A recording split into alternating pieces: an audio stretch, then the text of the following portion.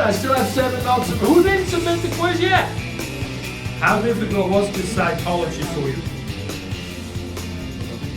Not too bad, right? You're confused about what? The entire thing? Yeah, I'm confused from like of what step? Like the mitosis step, for example? Yeah, just like explaining it. But though, is that where it gets hard? Is the protein thing, or where does it get hard? It's like a tongue twister. Right there, right? Where we Right get after the first right after the mitochondria. Yeah, this is where it starts. Right, okay, that's where everybody's having a problem. Right here. Yeah. Like I know it. I know. You all kind of agree on that? Yes. Okay, well, let's do it together, huh? Okay, 51.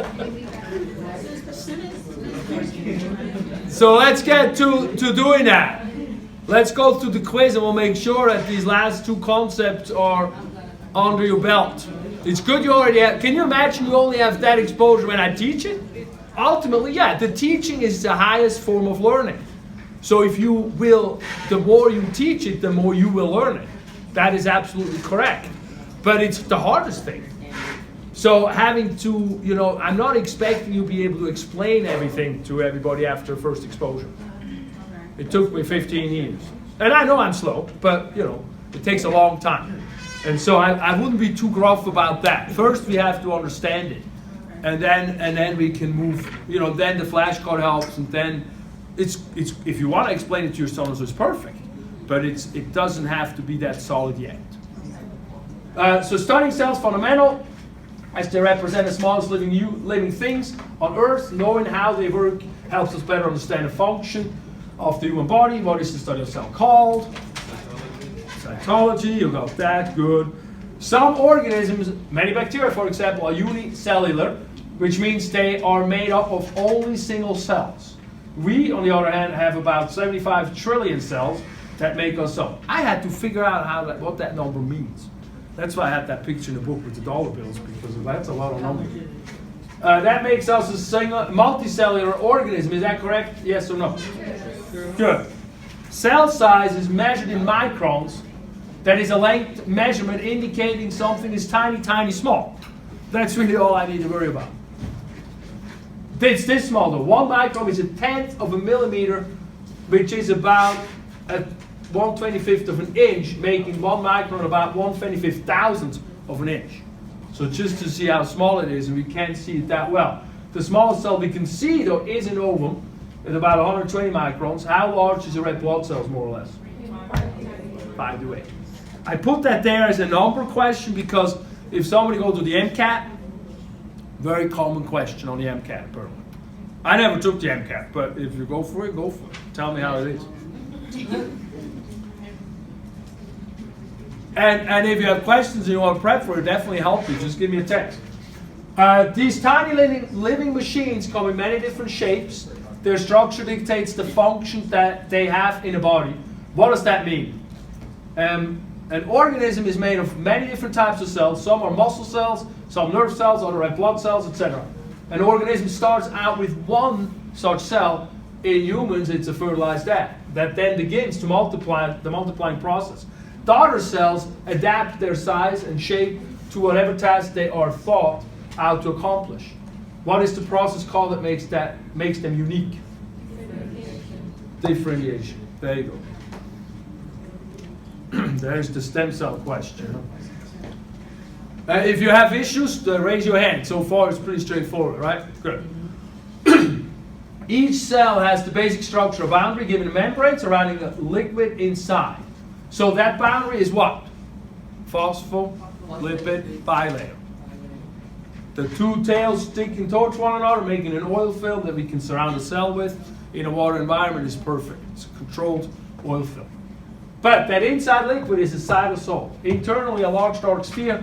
In the center is the nucleus that holds all the DNA, which again is a cookbook for protein. While other smaller solid structures with spheric functions, organelles, they're called organelles, little organs, and they float around. What is the cytoplasm?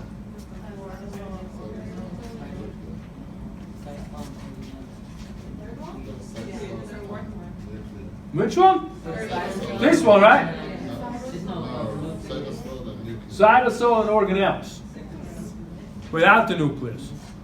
Good. You sure? Good. Now I start questioning myself. You know? A cell membrane surrounds the cell. It creates a boundary between the inside and the outside. Since we're mostly water, a great medium for that is an oil film around the cell, entire cell. We talked plenty about that. That way, only oily type substances can pass through it, but watery type substances cannot. So water stuff does not penetrate in the cell, it gets bounced back. Oil stuff can go through. What chemical molecules that we learned from the last class make up the membrane? There you go. We beat it down as much as we can. In order to let, this is interesting, in order to let hydrophilic substances come into the cell, a channel protein or channel proteins inserted in a cell membrane let specific substances such as glucose through. Receptor proteins let communication molecules like hormones. Some hormones are oil-based. They just go straight through the cell. But other hormones are water-based. Like the vitamin C's and the B's, all the stuff the stuff we pee out again when we eat it an hour, 2 hours later, that's water-based. Vitamin D, A, and K, let me make sure, I'm not sure about K. They're oil-based. We get to the hormones, to the vitamins and the hormones. Sorry, I said about the vitamins that are water-based, and some vitamins are oil-based. The hormones are the same thing. Some are water-based and some are oil-based. But the water-based ones, they cannot penetrate the cell membrane, so they have to attach to a receptor protein that's on the outside of the cell membrane, holding something out, and then goes through the cell membrane and has it as a part of it in the inside. And they relay a message. So then they, through changing their shape, tell the inside of the cell what to do. That's pretty nifty. The outside of the cell membrane is also covered by molecules that identify who they are. Recognizing one's own from foreign is crucial for the immune system. What is that oil film, sugary oil film called? The first one, right? Glycocalyx. Isn't that a cool word? Glycocalyx. I know, you gotta, admire that kind of weird language a little bit. Attached to the nucleus arises the first organelle discussed, the endoplasmic reticulum, or ER.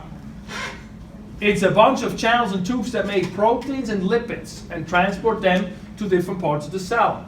It comes in a rough as well as in a smooth version. What makes it rough? And then what do the ribosomes do? Huh? What was the answer again? What do the ribosomes do? They make proteins. Good. We'll talk about the ribosomes when we do that thing we don't understand yet quite well. Another organelle is kind of like a postal service. It packages substances as cell exports. The packaging material itself is cell membrane. So inside these organelles, some of them have boundaries, like the ER had a boundary, the Golgi has a boundary, the mitochondria has 2 boundaries, and whenever there is a boundary, it is phospholipid bilayer. It's the same material. So it's really cool because that material is all over the place and we can use it for all these different things. So does I was watching like another video because I was kind of confused, so then I saw another video, and it was the Glycocalyx? yeah. And then the phospholipid layer, does every cell have that, or is Yeah. it only for specific parts of the body? No, all the cells have the cell membrane. Oh. Every cell has a cell membrane. That's part of that, what we need to survive, the boundary. Okay. It's back to that. And then some organelles on the inside have membranes around it and others do not. But that's all we need to know about that. And then, so the packaging material cell itself is cell membrane, which fuses with the cell's own as the exportable substances are expelled. What is that organelle? The Golgi Apparatus. Good. So I look at this stuff like, it's like a village. What do you need in a village? You need to have a postal service, that's the Golgi. You need to have factories of things, that's the ribosomes, the ER. And then, what else we have? If a cell takes in a foreign substance, it often has to dismantle or even destroy them. What organelle contains digestive enzymes to do that? Lysosomes. Lyse means to separate or to kill. Hydrolysis. That's the same word. Hydrolysis is to break with water. Lysosomes is the same word. Lyse, L-I-S. You can put that on a card. It's to destroy, to break apart, to dismantle. There's that kind of stuff. No matter of what a cell's job is, any work it does requires energy in the form of ATP. Who does the ATP? Mitochondria. And the mitochondria started out as unicellular organisms, and then they made humans and they realized they need ATP, so they gave them to us, and other animals too. But you still, the mitochondria has DNA to itself. Mitochondrial DNA. You sometimes hear that on the ID channel. And the mitochondrial DNA is maternal, so you know it's from the mother side. So that's rudimentary, and it's not as easy to identify individuals with as the DNA is, but it is much more sturdy, and so it lasts. It survives better. So sometimes they use that. Interesting little fact. CSI stuff. This brings us to the nucleus. Oosh. Now we get more complicated. The large sphere in the center of most cells. It holds and protects the instructions of how to make all the different types of protein in the body. Fundamentally, this cookbook is made of 4 randomly repeating molecules. Those are those nucleotides, the A, T, and T, and the C and Gs. And they're forming long strands. Each strand has a copy. 2 of them make up the double helix. That's why they're complementary nucleotides. You have to be very well organized. The sequence of those 4 molecules determines the sequence of amino acids that make up a protein. Some cells do not have a nucleus. This makes them unable to divide. Give an example of such a cell. Red blood cell, right? Yeah. That was an easy question. But let's go to that. Let's go to that. Because this is where it gets a little more tricky, right? Beep, beep, beep, beep, beep. See, we did pretty good. Right there.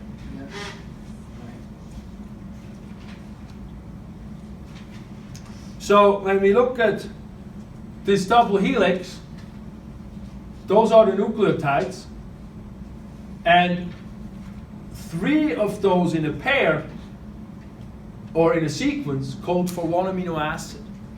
That's what the text is in here. The question was a different question, but the text. Each has a copy, blah, blah, blah. The sequence of those 4 determines the sequence of the amino acids make up the protein. So the way that those are arranged, whoa, where did you go? One after the other. There you go. One after the other, the way that they are arranged, that determines the sequence of the amino acids, which then determines the protein. We take 3 of those nucleotides in sequence, and those are called a codon or a triplet, and 3 of them code for 1 amino acid. That's going to come up here. Probably is a question too. Right here. So if you have the genetic code, right? Everybody talks about the genetic code and stuff. So the genetic code, all it really is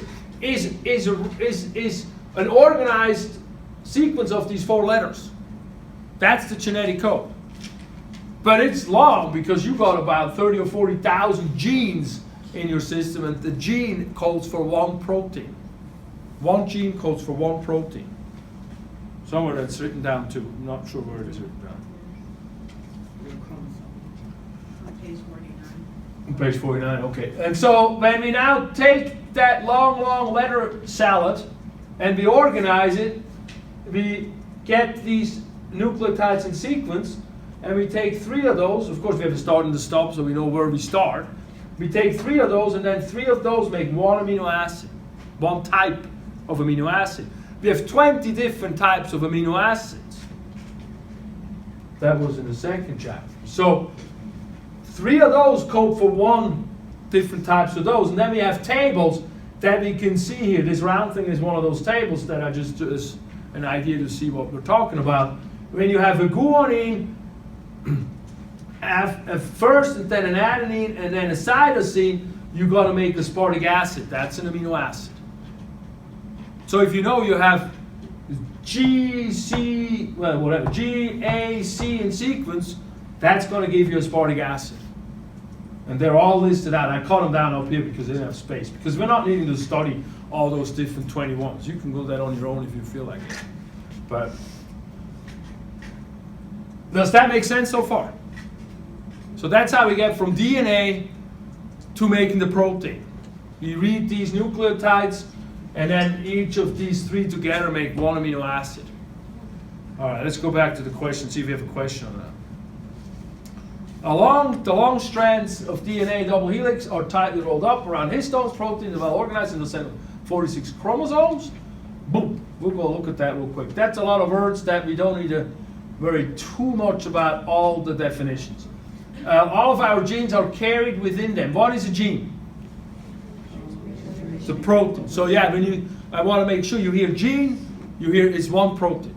The hemoglobin is one gene makes hemoglobin, for example. Or one makes albumin. Yeah, one gene is the cookbook, the nucleotide sequence, the DNA for one protein. One gene makes one type of protein. I said hemoglobin is an example, or albumin, or just the types of protein. The double-stranded helix is interesting. Each strand has a specific sequence of 4 nucleotides called adenine. Oh look, we talked about that. There are 3 in a sequence code for one specific amino acids. There are 20 different amino acids in the body and make up a large variety of our proteins. What do the 3 nucleotides in sequence are? What do we call them? The codon. So that's back to that codon. So let's look at the previous slide here real quick. So when you look at DNA, just the double helix, spaghetti. Looks like a bowl of spaghetti inside the nucleus. We call that chromatin. And then when we need to split the cell, what we need to do is we need to make a copy of it, we need to organize it, we need to make sure each of the new cells has all the DNA in it. And so what we do then, we organize all of that and roll all those strands, the spaghettis around these proteins that are just round. You're thinking spindles with thread kind of thing, so it doesn't get tied up. And then you make these, these long 2-legged things, and these are called chromosomes. That's the stuff that we see sometimes when they look at the 23 different chromosomes. So it's condensed chromatin at the end of the day.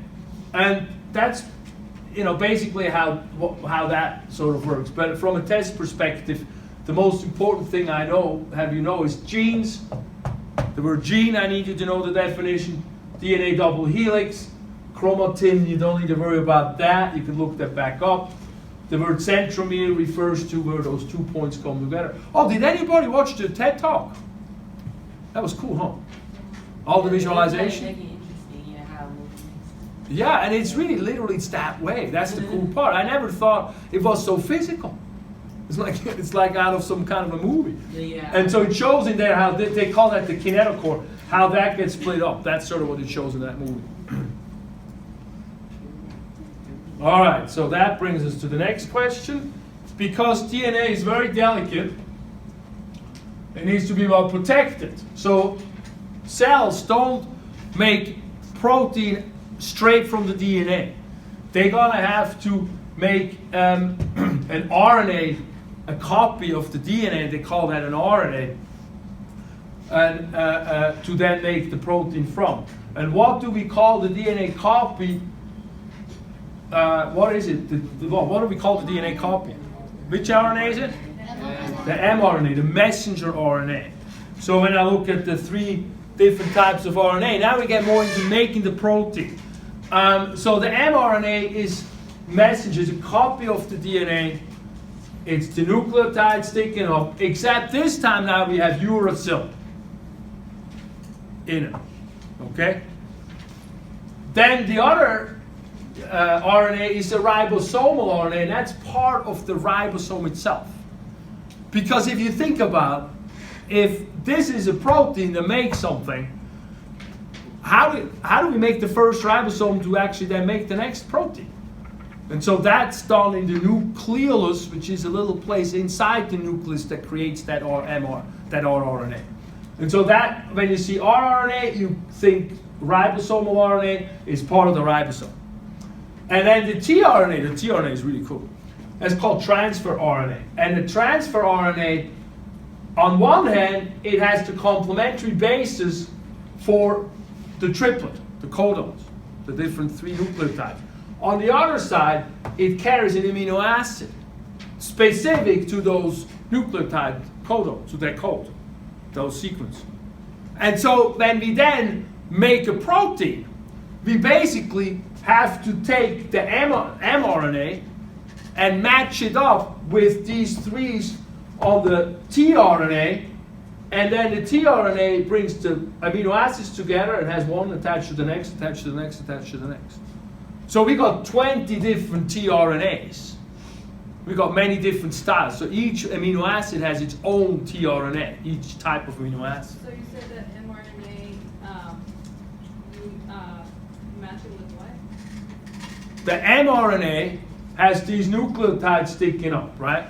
So that's same as the DNA we talked about, that 3 of them make that codon or that triplet that then code for one amino acid type. And the tRNA is actually the vehicle that reads that codon on one side and brings the amino acid to the strand, and then what it also does, it attaches amino acid to amino acid to amino acid. So far, so good? All right. Let's see what the question is, and then we'll go back to the real picture on that. The DNA copy leaves the nucleus and feeds into the ribosome, which is a protein factory. Other molecules collect different amino acids, and by reading the codon sequence, have the ability to attach them to one another in proper sequence. Too many words. This makes a polypeptide chain, which is a protein in its fundamental makeup. What is that second stage of a protein synthesis called? Translation. Correct. I always have to remember why. So let me show you why.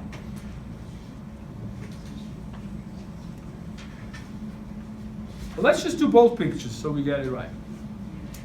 So in essence, we already talked about all the little steps here. Let's bring them together to make protein. So what we first need to do is we have the DNA double helix right here. We need to unzip it. Zip. That's the hydrogen bonds. You just unzip like a zipper, zip it back. And we need to make a copy of the area of the gene that we want to make a protein from. So that's the mRNA there. This is the mRNA. Or actually, this is the mRNA. That's the copy. And then the mRNA leaves the nucleus because we don't care if the mRNA is destroyed. But if the DNA were destroyed, that's a big problem. And then that mRNA strand feeds into the ribosome. And in the ribosome, we got these tRNAs that reads the codon and bring an amino acid to the chain and attach it one after another after another. And the primary sequence of a protein is an amino acid chain, just the beads of amino acids. And so once then they are connected one after the other, internally they figure out what their construction looks like. So far so good? Good, it's not that. If you question, raise your hand. Or think about it and raise your hand. So we do it again. So we uncode the DNA double helix. We make mRNA. If you don't understand polymerase, you understand one thing. It's an enzyme. It's an ASE. So it does some work for the body. Here, it synthesizes mRNA. It unzips the DNA and makes mRNA out of it. And then the mRNA leaves the cell through the nucleus pore, just the nucleus. Got to have a door somewhere. And that alone, that is called transcription. And that's what I visualize. It's like as a core person sitting there and typing. You know, the transcriptionist? So they're talking English still, but they're putting it into a different format in the transcription thing. So the DNA and the mRNA, that's pretty much the same language. It's nucleotide language. And then that mRNA leaves the nucleus and goes wherever that thing is now. Here. It goes into the ribosome, and the codons are read. The tRNA brings the amino acids together, makes a chain out of it. And that process is called translation, because now we're making English from Chinese. We're making from nucleotides, we're going to amino acids. That's a whole different language. So that's why they call that translation. So from DNA to mRNA, it's still the nucleotides, it's the same wording, the same coding. When we go from nucleotides to amino acids, they call that then translation, because it's like a different language. Does that make sense? Was that cleared up a little more? Good. Still any open things right now that we want to clear up? Yes? Sorry, you said that when we go from the nucleotide to what? From the nucleotide to the amino acids.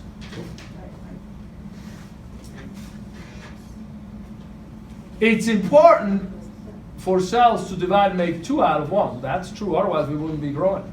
Before you can do that, in hereditary material, DNA has to be copied. Once that is done, the 2 DNA copies need to be separated in a way that each daughter cell ends up with a full set of the DNA. That's very important. If one daughter cell gets 1 more mitochondria, who cares? We can make another mitochondria. But the DNA, you cannot replace the DNA. So that's very, very important. What is the step called that separates the chromosome halves and pulls them towards the opposite poles? Which one? I gotta look it up.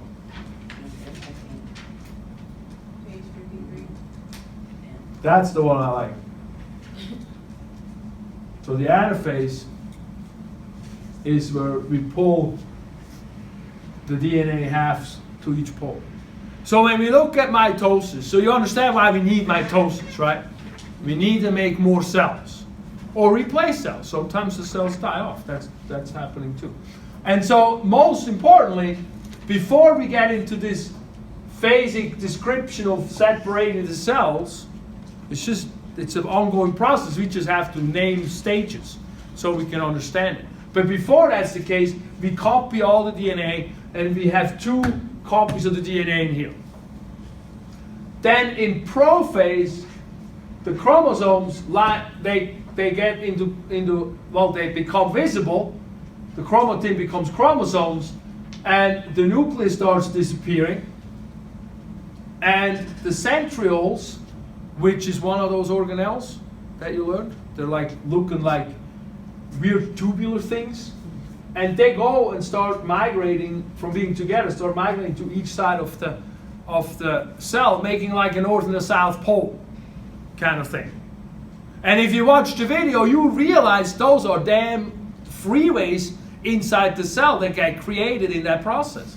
And it's very physical. And if you haven't watched the movie, watch it. It's the TED Talk movie, the bottom middle one, on the back side of the booklet. It's really cool. And so in metaphase, then, the spindle stretches and make asters or rays with an equatorial plane that then the chromosomes can line up. And they're attached to the center where those legs come together. They call that the centromere or the kinetochore. In the movie, they call it kinetochore. And then in anaphase is when those halves get pulled to each side of the cell, so that we can then basically cut the cell in half here, and each side has enough of the chromosomes in it. It has a copy of all of them in it. Which then, that's telophase is basically when we start bringing the uncode the chromosomes, make the nucleus back. So it's kind of like prophase in reverse almost. And then the cell itself cleaves, and we call that cytokinesis. So all we need, in essence, all we really need to know about this 4-stage process is, well, we need to know the stages, but what it describes is how to organize the DNA here. So we organize it, we get rid of the nucleus, we bring these magnets to the poles, we line them up nicely, and then we pull them to each side and we separate the cell. Is that what that means? Cleaves mean, oh yeah, cleaves means split. Oh, okay. I learned a lot of words when I wrote these booklets, believe me, that's one of them. Do they have going down to 7th order? Yes. Okay. Yeah. It always is that order. And I remember for the test, I remember it as PMAT. And I made this test, right? I don't know, about 10, 15 years after I finished Cairo school, and then plus a few years before we had this stuff. And I in early phases, I took my own test, so I would test my test. And it was so funny because as soon as I read the question, it popped in my head, PMAT, and I had like 10 years later. So these darn weird, stupid thinking mnemonics are the kings of the road, I tell you, the queens of the road. Yeah, so that's, I think, it. I think there's probably a question of, what is the sequence of mitosis? Something like that. So what in mitosis was so hard? Did I cover that, or it's still very confusing? Huh? Yeah, that's way hard. Yeah, the protein synthesis was more hard for me than the other. Yeah, the protein synthesis is absolutely harder. Are we good though with mitosis at this time? As a play, you can always come back Monday and we'll talk about it more if you have questions. Let's make sure. No, over here Monday. The following Monday we're not here. Oh, next time. It's about that's the week my mom's coming. I have my birthday that week. Mm-hmm. Happy birthday. Turning 50. Yeah, right. Mm-hmm. I know, right? Yeah. I turned 50 on, my mom said 2/20/20/2020. That's a good number, right? Anyway, so we can move on now to the last topic of this chapter, which is transportation, fluid and solid transportation. So there's a couple concepts. Let's see if we get those. Many different substances need to move in and out of the cell. Some of them move effortlessly, others have to be dragged across. Active transports require energy, which is ATP. Passive ones don't. Is filtration an active process or a passive process? Passive. Why? Anybody? It doesn't need ATP. No. It doesn't need ATP. Why doesn't it need ATP? The reason well, filtration is the reason why it doesn't need ATP is because we got gravity or a force pushing substances through a membrane, and there's no need for the membrane to be actively dragging those across. So you think of making coffee, and we use that in that filter system. Here, right, that filter system, we use that in the kidneys heavily, where we push all the blood past a membrane and it filters out most of it except the larger particles, and then from the kidneys we bring it back into the bloodstream. And that system, that way it filters the blood. It's a pretty cool system. But let's talk about solid and fluid transport in general a little more. So we have to be active and passive. We established that the passive one does not need ATP, the active one needs ATP. The other concept that's really important here is the one of concentration gradient. So that means when you put a sugar cube in water and you don't swirl it around, it's gonna, well, you have to swirl it around a little bit, but it's gonna get, first it's at the bottom, let's do a sugar cube, and then slowly it dissolves throughout the water. It doesn't get more firm, it gets less firm, that's for sure, right? And so what happens is in a cube, you have a very highly dense amount of sugar molecules pushed together, and as it gets into the water, there's more room, and the sugar molecules want to be around the room all equally distributed. That's the goal of the sugar molecule. That's like one of the chemical concepts. And so with a sugar cube, that's a very highly concentrated amount of sugar. And it moves from that concentrated place to a place where it's less concentrated, the rest of the glass water, until it disperses throughout the water. And so that's what that means. A process goes down a concentration gradient. The concentration gradient is the highly concentrated area to the area where there's no concentration. And so in water, that just diffuses through simply, easily. It does it all on its own. You might have to swirl a little bit. In the body, we call that thing simple diffusion. But so do you understand that so far? Okay, good. And then in the body, what we also have, we have facilitated diffusion. So that's the same thing where you have an area of high concentration and an area of low concentration, and the molecules want to balance out. However, now we got a cell membrane in between. And the water molecules, we established that they don't go in and out on their own. They have to have something being able to penetrate that oil film. And so here, there is receptors. And so when we have a receptor, we can have the receptor open or closed. We can have the molecule be able to go through or not go through. And that was facilitated means. Facilitated means, like in the glucose, if the glucose channels don't have insulin on them, they're not open. They're closed. They're not going to let the glucose in.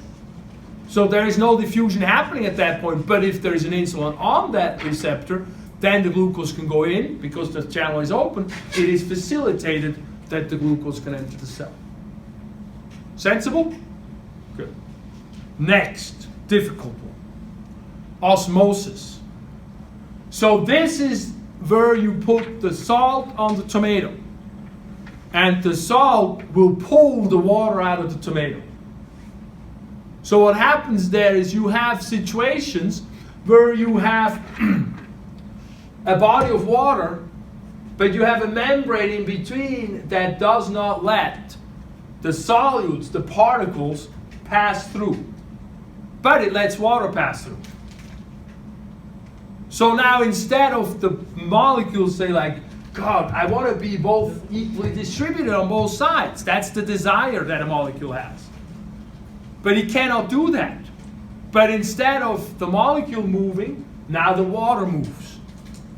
And the water will move over here until the molecule distribution pattern is the same, and the concentration distribution pattern is concentration. Sort of in this moment.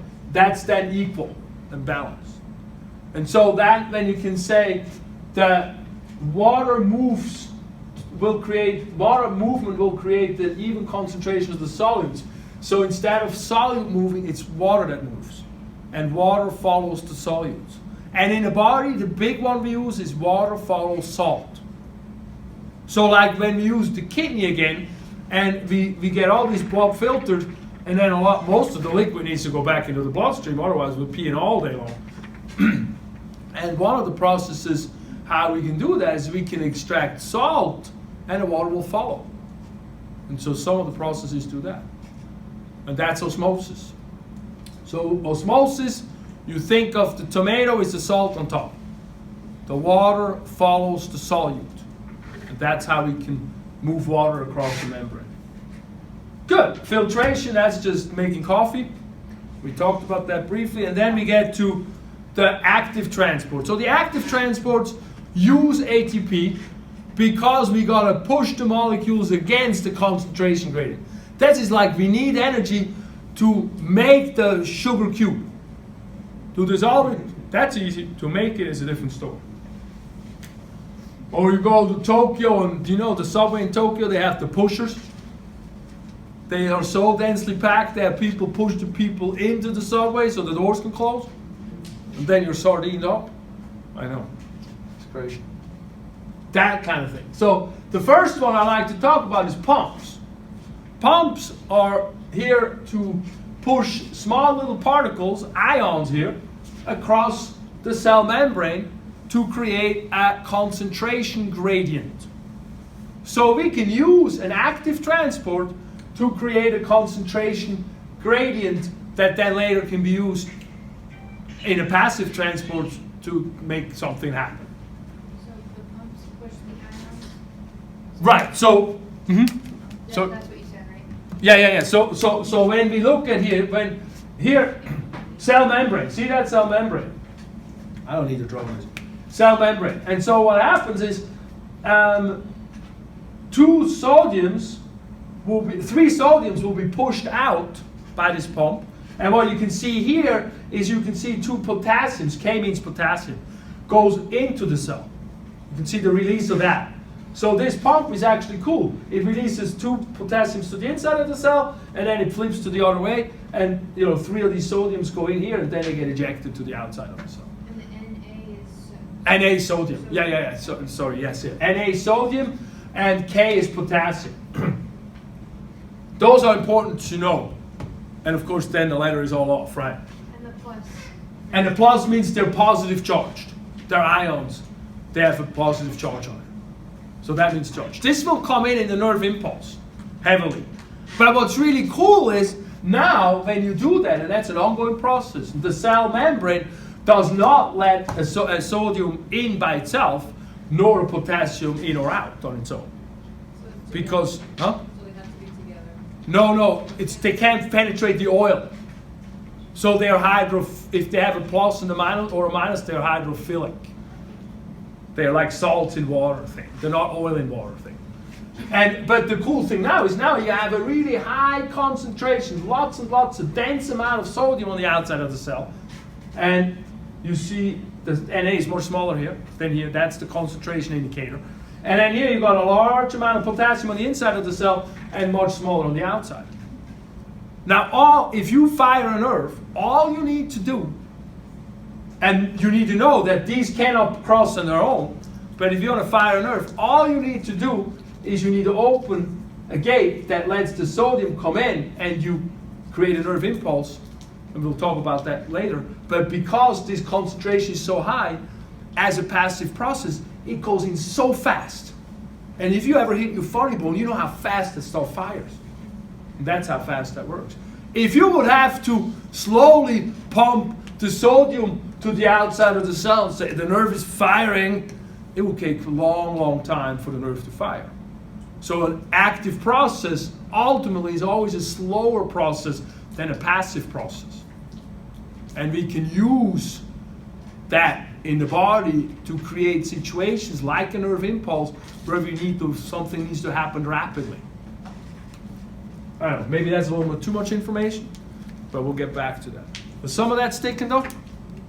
Good. And then we have active processes. Let's see if we have one more question here.